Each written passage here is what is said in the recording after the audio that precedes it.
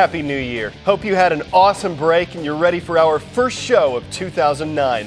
I'm Carl Azus. First up, international representatives are scrambling to the Middle East to try and end an Israeli incursion in the Palestinian territory of Gaza.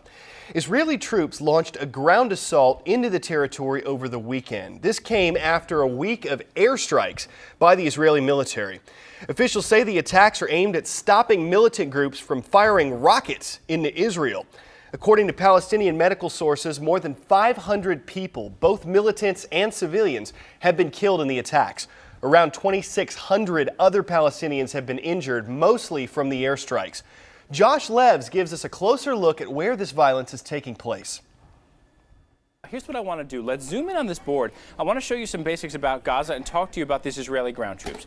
Israel is not saying exactly where the troops are going in. Here's one thing we do know. This section right up here is one major concern Israel has. This is an area that Hamas militants have used to fire rockets northward toward Israeli cities and also eastward toward other Israeli cities. This is one of the big concerns. Now, in this entire strip, it's just twice the size of Washington, D.C.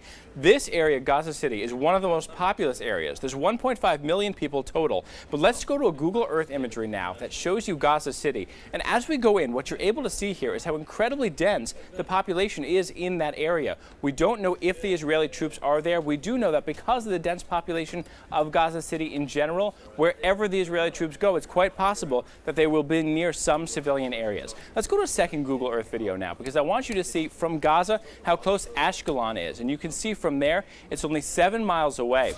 And that's one of the several cities that Israel says has been hit by rockets during the time that Hamas has been firing rockets out of Gaza. Now, one more map I want to show you. Take a look at this. This is a map of Israel. This light beige area right here marks Israel. And this down here, that tiny little area, is the Gaza Strip. This right here is Ashkelon. That's one city we were showing you. But look up here to Ashdod. That's another city that's been hit by Hamas rocket fire. Also over here to Beersheba. So Israeli officials are saying hundreds of thousands of people could be in the path of those Hamas rockets. Now, as any details break about the presence of Israeli troops, where they are, also fresh attacks on either side, we'll bring them to you right here. Back to you. Time for some fast facts. Gaza is no stranger to strife. Today, it's one of two areas that's been at the center of the conflict between Israelis and Palestinians. The West Bank is the other. Gaza is located on the Mediterranean coast, right where Israel and Egypt meet. The territory was occupied by Israel for 38 years, but the Israelis withdrew in 2005, leaving control to the Palestinians. Checking out a couple other stories now, starting with a change among President-elect Barack Obama's cabinet nominees. New Mexico Governor Bill Richardson is withdrawing his nomination as Commerce Secretary. An investigation is looking into possible ties between Richardson and a company that was awarded contracts in New Mexico and also made contributions to the governor's causes. Richardson says he has acted properly, but he didn't want the investigation to be a distraction in the nomination process. And in Illinois, Governor Rod Blagojevich has named former State Attorney General Roland Burris, on the left there, to fill President-elect Obama's Senate seat. There is a problem with that. You might remember that federal authorities are accusing Governor Blagojevich of trying to sell that seat for his own gain. Senate Democrats have said they won't let Burris be seated when the Senate starts its new session on Tuesday. One source says Burris will meet with leading Democrats later on this week. Time for the first shout-out of '09. What's the nickname for the U.S. generation born immediately after World War II? You know what to do. Is it Lost Generation, Baby Boomers, Generation X, or Millennials? You've got 3 seconds. Go!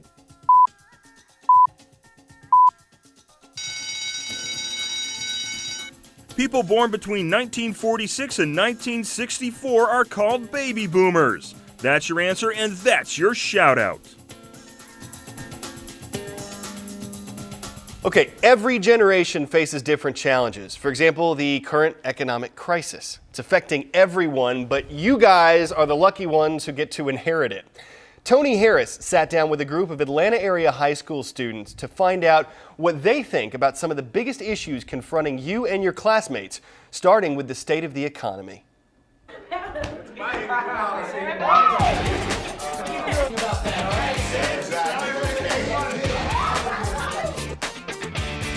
there anyone surprised by the financial news right now to find out that we're in the situation that we're in now? You can't really grasp the concept of it.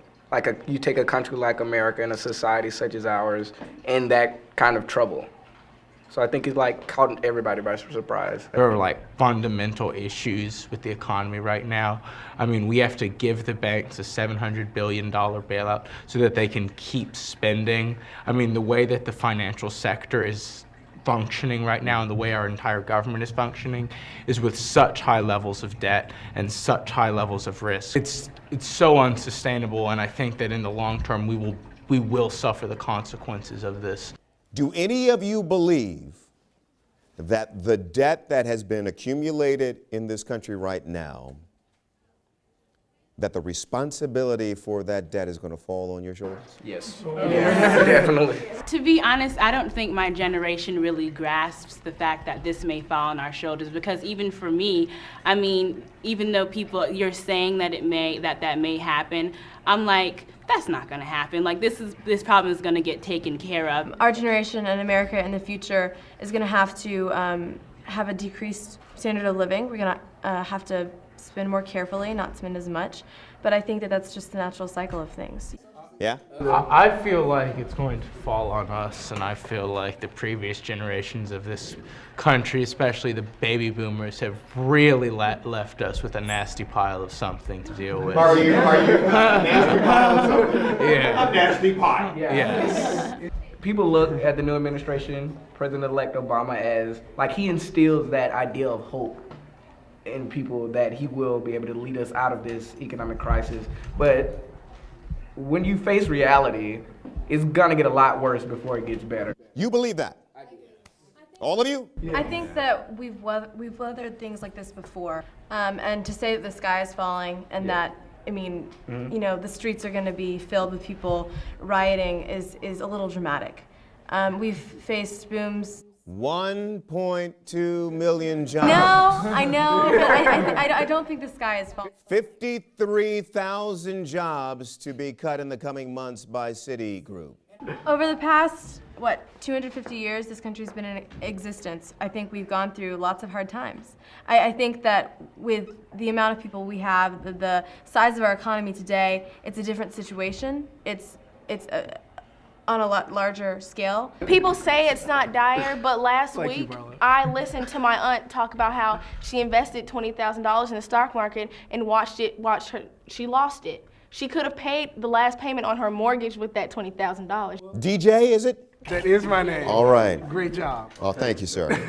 I do this for a living. I was talking with my little brother the other day, and we were talking about how every weekend we used to go out with our father, and we'd go out to dinner, and we'd spend a whole day, you know, every weekend having fun, doing things, and kind of gradually how that's changed, and gradually how, like, there's less, like, family time because parents have to work more, and there's less, you know, money, you know, to actually do things. So, I mean, it's more of a real thing now. How old are you? Me? Yeah. I just turned 16 Sunday. So you're gonna get that SUV? Probably not. All right, what are you gonna get? A skateboard.